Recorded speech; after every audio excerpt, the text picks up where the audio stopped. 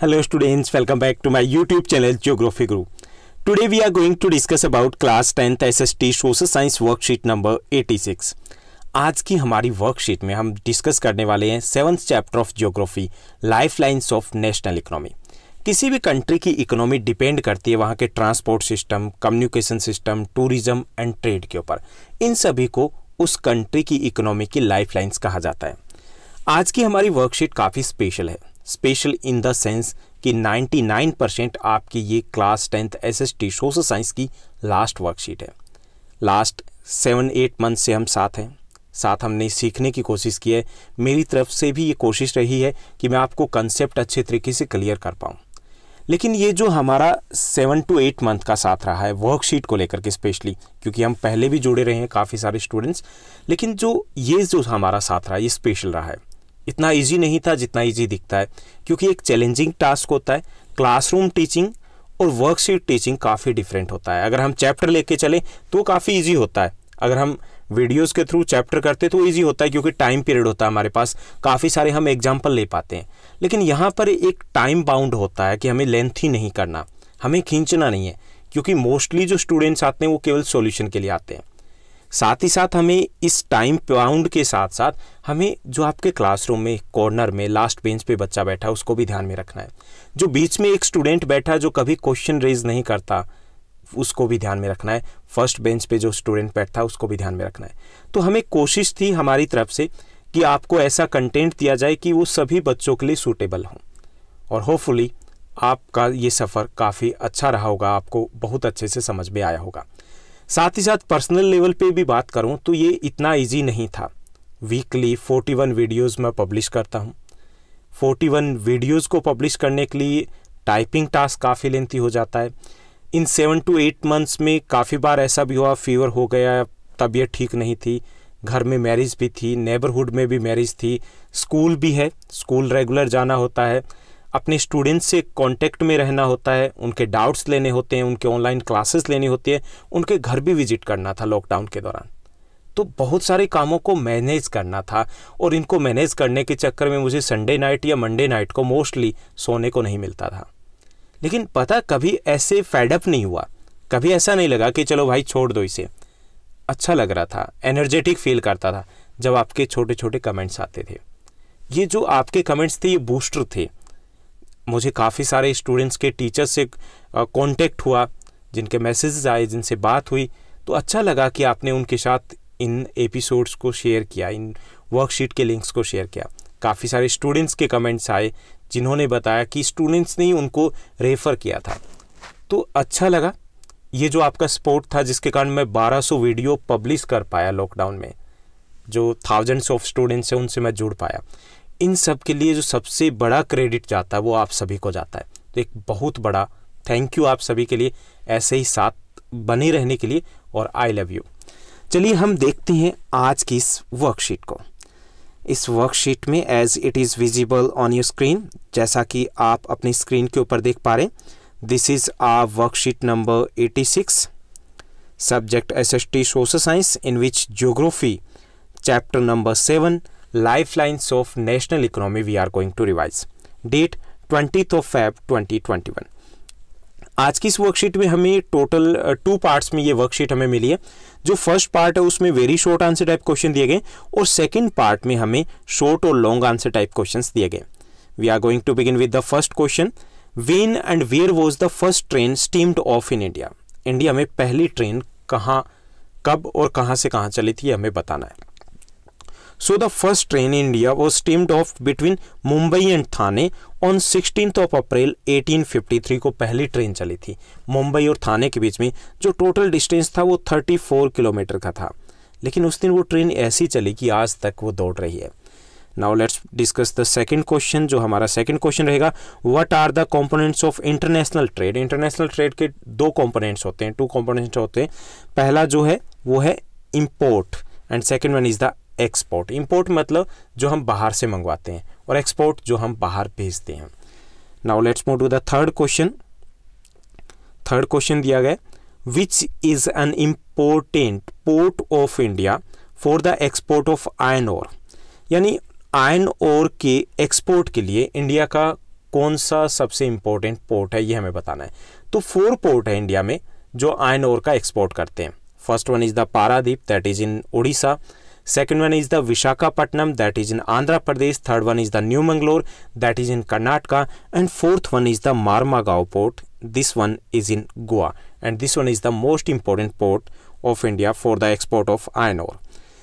Fourth हमारा question है, which is the first port developed after independence. Independence के बाद हमने सबसे पहले किस पोर्ट को डेवलप किया? सो कांडला वॉज दैट पोर्ट, जो गुजरात में। यहाँ पे थोड़ा सा हम देखिए कि इसको कोशिश करते हैं कि ये कहाँ पर है। तो दिस वन इज हियर। इसको डेवलप क्यों किया गया था? Because after the partition we lost Karachi port to Pakistan. यहाँ पे कराची पोर्ट था, ये पाकिस्तान में चला गया, तो हमें एक और पोर्ट की ज़रूरत थी, तो इसलिए हमने गुजरात में कांडला पोर्ट को डेवलप किया। Now let's move to the fifth question. Fifth question है, ये भी हमारा इजी क्वेश्चन है।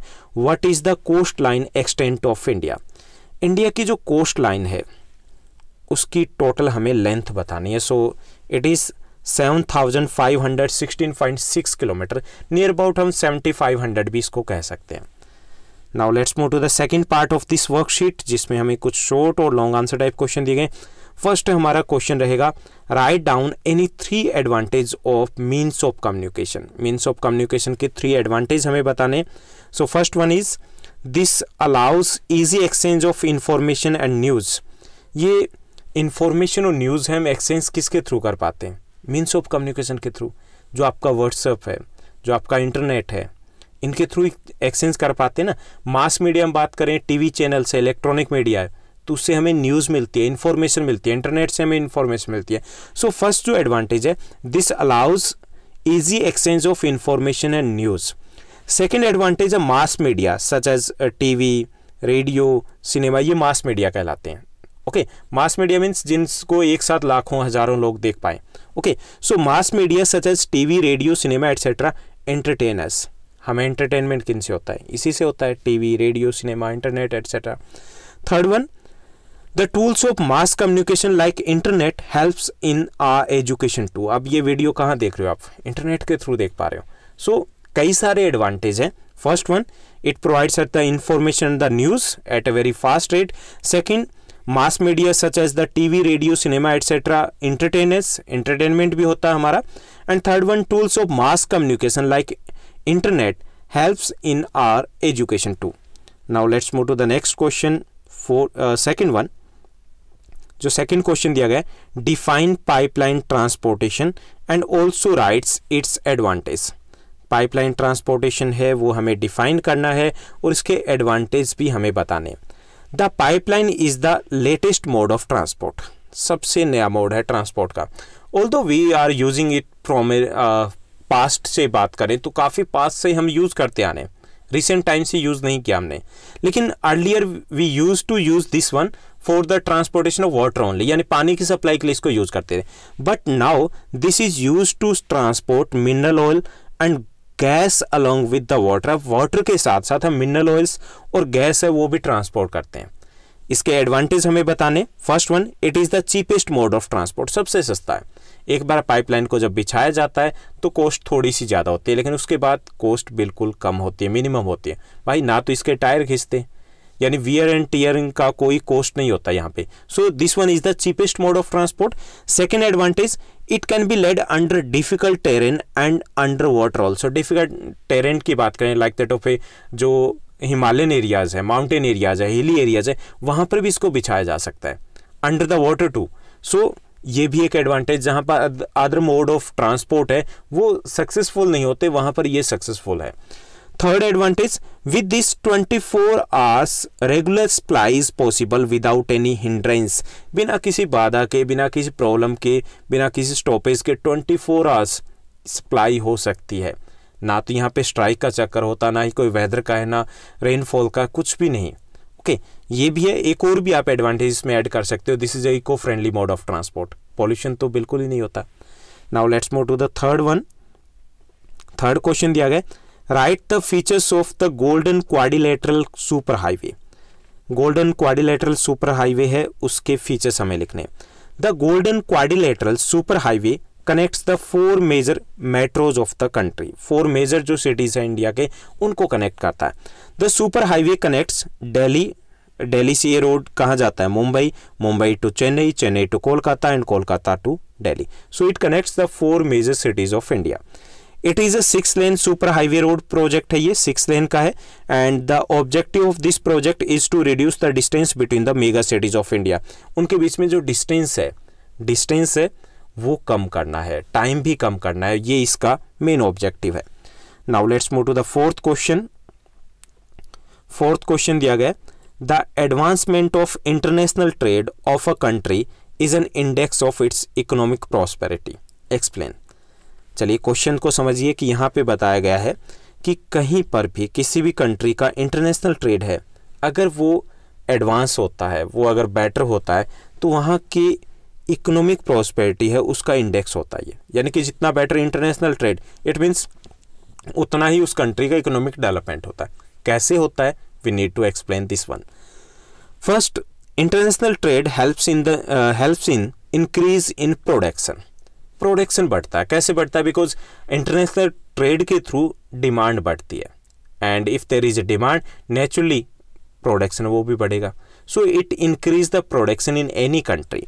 Second, increase in the national income, because if we are having the international trade, it means that surely we are going to export something। हम कुछ export भी करेंगे ना, भेजेंगे भी, एक्सपोर्ट करेंगे तो क्या होगा, फॉरेन एक्सचेंज हमें मिलेगा। So it is very helpful in increase of national income. National income है वो भी बढ़ती है हमारी। Third one, resource utilisation. हम रिसोर्स को यूटिलाइज कर पाते हैं। World resources are utilise in proper way through the international trade, because resources are not distributed equally distributed नहीं है ना। जैसे मिनरल ऑयल्स की बात करें तो वो अरेबियन जो अरब कंट्रीज है वहाँ पे मिलता है, अपने यहाँ पे नहीं है, तो वो यहाँ कैसे पहुँचता है, थ्रू द इंटरनेशनल ट्रेड। काफ़ी कुछ हमारे यहाँ पे होता है जो दूसरे देशों में नहीं होता, कैसे पहुँचता है, international trade. So this one international trade is not helpful in the redistribution of the resources, but also the economic development of the जो producing country है और receiving country है, दोनों के लिए economic development के लिए important है।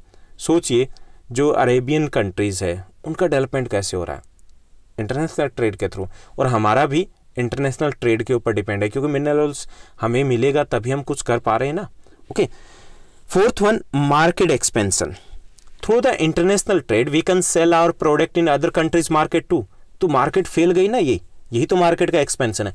अगर इंटरनेशनल ट्रेड नहीं होता तो हम अपने प्रोडक्ट कहाँ सेल करते, अपनी कंट्री में। तो मार्केट का जो एक्सपेंशन है it is also possible through the international trade. और अगर मार्केट फैल रही है it means that we are able to export. If we are able to export it means that is beneficial for our economy too. हमारी अर्थव्यवस्था भी सुधरेगी इससे। Fifth one, availability of the goods are available throughout the world just because of the international trade. काफ़ी सारे products ऐसे हैं जो हमारे कंट्री के नहीं। आप जो सेल फोन अपने हाथ में लिए हुए हो तो इसको पीछे से देखिएगा, यहाँ के काफ़ी सारे पार्ट्स है वो मेड इन इंडिया नहीं है। कैसे मिले हमें, through the international trade. Okay, so ये जो फैक्टर्स है, these all factors lead to the economic development of the country का इकोनॉमिक डेवलपमेंट होता है, because these leads to the better income and better prices for the raw material. और अगर better opportunity मिलती है, वर्क अपॉर्चुनिटी मिलती है, it means that हम पॉवर्टी वो रिड्यूस करने में सक्सेसफुल होते हैं। किसके कारण, just because of the international trade. Okay, now let's move to the fifth and the last question of this worksheet, and hopefully ये आपकी क्लास 10th SS की सोशल साइंस की वर्कशीट का भी लास्ट क्वेश्चन रहेगा। Transport and communication are complementary to each other. Explain. हमें बताना है कि ट्रांसपोर्ट और कम्युनिकेशन है वो एक दूसरे के कॉम्प्लीमेंट्री है। कैसे? Developed means of transport is the base of trade off any country. यानी कि जिस भी देश में ट्रांसपोर्ट सिस्टम वो डेवलप्ड है, इट मीन्स वहाँ का ट्रेड है वो स्मूथली होगा। Development of means of transport is the first requirement for international और नेशनल ट्रेड के लिए सबसे पहले रिक्वायरमेंट होती है ट्रांसपोर्ट सिस्टम बेटर होना चाहिए, अदरवाइज तो इट इज़ नॉट पॉसिबल। अगर हम पास्ट की बात करें तो पहले इंटरनेशनल ट्रेड नहीं था इतना। क्यों नहीं था? क्योंकि जो ट्रांसपोर्ट सिस्टम था it was not so much developed. But expansion and the operation, लेकिन जो इंटरनेशनल ट्रेड है उसका एक्सपेंशन मतलब बढ़ावा देना, उसका विस्तार करना, और उसका ऑपरेशन मतलब उसको कंट्रोल करना, मैनेज करना। Operation of business is not possible without the means of communication also. लेकिन उसको मैनेज करना कम्युनिकेशंस के बिना, मीन्स ऑफ कम्युनिकेशन के बिना पॉसिबल नहीं है। इंटरनेशनल ट्रेड में कंट्रोल कैसे होता है? अब अंबानी हर जगह आके थोड़ी बैठता है, थोड़ी चेक करता है कैसे कंट्रोल हो रहा है, through the means of communication such as the internet, emails, इनके थ्रू कंट्रोल हो रहा है, जो ऐप्स आपको मिली हुई है। तो उसमें यानी कि for the expansion and for the management of the business we need means of communication, and for the development of the business we need transport system.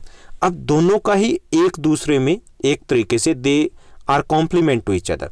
As much as the means of communication contribute to the development of transportation, so does the contribution of transportation in the development of means of communication.